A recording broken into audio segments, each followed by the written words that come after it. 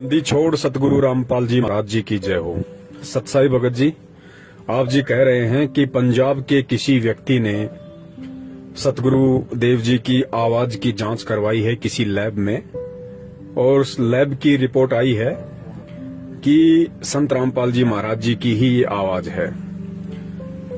देखिए भगत जी, इस भक्ति मार्ग को और सतगुरु को जानने के दो तरीके हैं। एक तरीका तो ये है कि आप सामान्य व्यवहार से आप परमात्मा को पहचानने की कोशिश करोगे, और दूसरा तरीका है आध्यात्मिक आधार से, तत्व ज्ञान को आधार बना के परमात्मा को पहचानने की कोशिश करोगे।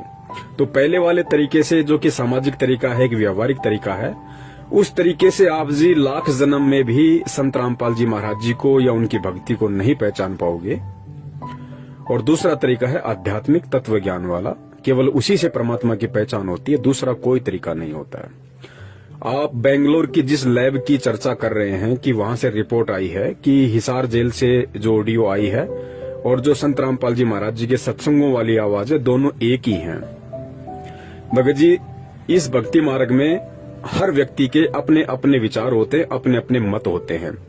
मत वैसे एक ही चलता है इसमें परमात्मा का, लेकिन जिस व्यक्ति ने जितना इस मार्ग को समझा है उस हिसाब से दास बात कर रहा है कि भक्ति मार्ग पे सतगुरु के सत्संगों को समझने के बाद में हर व्यक्ति के अपने अपने मत होते हैं। क्योंकि परमेश्वर कहते हैं, जिसकी जितनी बुद्धि उतना दे बताए, उसका बुरा मत मानियो अधिक कान से लाए। और परमात्मा की वाणी भी है कि जेता घट तेता मता घट घट सोच विचार। तो भगत जी, यहाँ सबके अपने अपने मत हैं, सबके अपने अपने विचार हैं।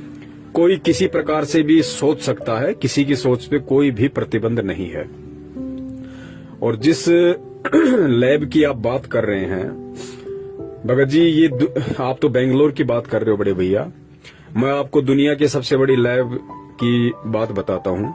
जो दुनिया की बड़ी बड़ी लेबोरेटरी हैं, जिन्होंने शोध किए और कई वर्षों के बाद उन वैज्ञानिकों ने उन्हीं लेबोरेटरीज में शोध कर करके, गहन अध्ययन कर करके, दुनिया भर के प्रपंच लगा लगा के उन्होंने ये निष्कर्ष निकाल दिया और पाठ्यक्रम की पुस्तकों में लिख दिया कि इंसान की उत्पत्ति बंदर से हुई है। क्या कहा उन लेबोरेटरीज ने?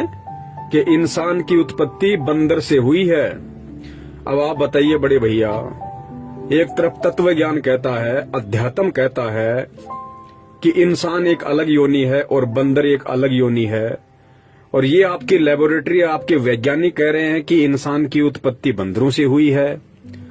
और फिर आप कहते हो कि बेंगलोर की लेबोरेटरी ने साबित कर दिया कि हिसार जेल से आने वाली ऑडियो और संत रामपाल जी महाराज जी के सत्संग दोनों सेम है। अब इससे ज्यादा मैं कुछ नहीं बोलूंगा भगत जी। अब आप स्वयं निर्णय कर लेना कि परमात्मा को पहचानने के लिए और सतगुरु को पहचानने के लिए, सतगुरु को पहचानने का मतलब ये नहीं है कि भाई मेरा गुरु 6.5 फीट का है, मेरा गुरु गोरा चिट्टा है, मेरा गुरु ऐसे ऐसे शास्त्र प्रमाणित बातें बताता है, गांव धनाना का है, उनके बाप का नाम नंदलाल जी है, माता जी का नाम इंद्रो देवी है, एक भाई महेंद्र है जो भगोड़ा बन के घूम रहा है। ये सतगुरु को पहचानने का यही फॉर्मूला नहीं होता भगत जी। सतगुरु को पहचानने के लिए तत्व ज्ञान वाली आंखें चाहिए भगत जी। बाहर से तो परमात्मा जनमानुष की तरह, एक साधारण इंसान की तरह, एक आम व्यक्ति की तरह, एक सामान्य संत की तरह लीला कर रहा है। इस लीला में तरीके से लाख जन्म में भी आप उसको नहीं पहचान पाओगे। परमात्मा को पहचानना, सतगुरु को पहचानना केवल उनके ज्ञान को आधार बना के, तत्व ज्ञान को आधार बना के ही पहचाना जा सकता है। और ऊपर से विशेष कृपया उस सतगुरु की भी होनी चाहिए। आपके पास अपने पिछले जन्म जन्मांतरों के शुभ भक्ति कर्म भी साथ में होने चाहिए, और वर्तमान में सतगुरु का आशीर्वाद और वर्तमान की भक्ति, जब तक भगत जी ये तीनों चीजें एक साथ नहीं मिलेंगी, सतगुरु को नहीं पहचान सकते। जानने को तो सारी संगत जानती है कि हमारे गुरुजी संत रामपाल जी महाराज जी हैं, लेकिन आपके गुरुजी हैं कौन? आपके गुरुजी हैं कौन? स्वयं कबीर। लेकिन कितने लोग जान पाए इस बात को कि मेरा गुरु स्वयं कबीर है और संत रामपाल जी महाराज जी के रूप में धरती पे प्रकट है? बताइए। अभी कुछ ही दिन पहले की बात है, शायद 2 महीने बीते हैं, सितंबर के महीने में 90% संगत ने उनका जन्मदिन मना दिया। तो बताइए, जानते तो सब थे संत रामपाल जी महाराज जी को, लेकिन पहचाना किसने? पहचाना केवल उन 10% लोगों ने, उन 10% सत्सेवकों ने, जिन्होंने उनका केवल प्रकट दिवस मनाया, जन्मदिन नहीं मनाया। क्योंकि सत्सेवकों को पता था कि ना सतगुरु जननी जने जाके माना बाप, पिंड ब्रह्मंड से रहित है ना वहां तीनों ताप। सतगुरु यदि हम उनको कहते हैं तो सतगुरु कहने से पहले ये दिमाग पे जोर देना चाहिए कि सतगुरु के विषय में कबीर साहब ने कहा कि ना सतगुरु जननी जने, कि जो सतगुरु होगा वो कभी भी माँ के गर्भ से जन्म नहीं लेता। तो या तो उन्हें सतगुरु कहना छोड़ दीजिए, और अगर कोई उन्हें सतगुरु कहता है तो फिर उसको मानना पड़ेगा कि सतगुरु माँ के गर्भ से जन्म नहीं लेता। सतगुरु कभी किसी जननी से जन्म नहीं लेता। अब देखिए भगत जी, यहाँ पे मानना और पहचानना दो बातें हो गई। मान तो 90% लोग रहे कि संत रामपाल जी महाराज जी भगवान हैं, संत रामपाल जी महाराज जी कबीर जी हैं, लेकिन पहचान केवल 10% सत्सेवक ही रहे हैं जिन्होंने उनका प्रकट दिवस मनाया। तो भगत जी, इस प्रकार एक तो व्यवहारिक तरीके से सतगुरु को पहचानना और एक आध्यात्मिक तरीके से सतगुरु को पहचानना, इन दोनों बातों में रात दिन का अंतर है। और सतगुरु की आवाज, परमात्मा की आवाज, कबीर की आवाज को एक लेबोरेटरी बता देगी कि ये कबीर की आवाज है। अरे खुद उनके भगत नहीं पहचान पा रहे जिसे, उनके 90% भगत जो बरसों से उनके चरणों में पड़े हुए हैं, भक्ति कर रहे हैं, जब खुद उनके भगत जो बरसों से साधना कर रहे हैं, उनके सत्संग सुन रहे हैं, उनसे आशीर्वाद ले रहे हैं, इतने प्रमाण देख रहे हैं, उसके बाद जब बरसों से खुद उनके भगत उन्हें नहीं पहचान पा रहे कि मेरा गुरु स्वयं कबीर है और कबीर कभी माँ के गर्भ से जन्म नहीं लेता, तो भगत जी वो लेबोरेटरी वाले, वो दिन में 3 बार शराब पी के जांच करने वाले, वो बीड़ी सिगरेट का सुट्टा लगाने वाले बड़े भैया, वो क्या पहचानेंगे कि ये आवाज उस कबीर की है या किसी और की है? भगत जी, भक्ति मार्ग है, हमें हर पॉइंट पे दृढ़ रहना पड़ेगा, हर पॉइंट पे, क्योंकि विचलित करने के लिए काल सैकड़ों चाल चलेगा।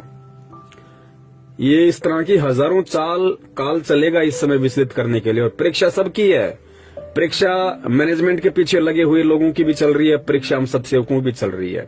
और भगत जी, ये दुनिया के बड़े बड़े महान वैज्ञानिक और बड़ी बड़ी ये महान लेबोरेटरी ये पिछले 8-10 महीनों से दिन रात चक्कर काट रहे हैं। इनके सर में दर्द हो गया, इनके सर्दियों में पसीने टपकने लग रहे हैं। ये आज तक एक उस कोरोना का तो ढंग से टेस्ट कर नहीं पाए, कोरोना की तो ढंग से रिपोर्ट पेश कर नहीं पाए कि वो कैसे फैलता है, क्या होता है, कैसे उसका उपचार होगा, कैसे वो मिटेगा, कैसे खत्म होगा, ये क्या भला है। आज तक उस कोरोना का तो भगत जी आपके साइंटिस्ट जांच कर नहीं पाए। और बात करते हो संत सतगुरु रामपाल जी महाराज जी, खुद पूर्ण परमेश्वर कबीर साहिब जी की आवाज की जांच करने की, पहले कोरोना की जांच तो करके दिखा दे ढंग से लेबोरेटरी। सतगुरु का तो बहुत लास्ट में नंबर है, दुनिया खत्म हो लेगी उस समय तक। तो जब सतगुरु की जांच की बात आएगी ना, अब कौन कर देगा जांच सतगुरु की? भाई बता दीजिए, कौन कर देगा?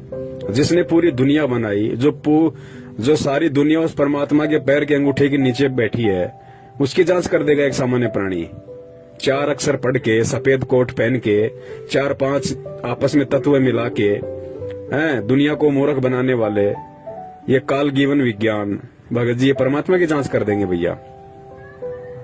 भगत जी सोचो, विचार करो, ये लेबोरेटरी किसने बनाई? किसने बनाई भाई? इंसान ने ना। और इंसान को किसने बनाया? सतगुरु ने।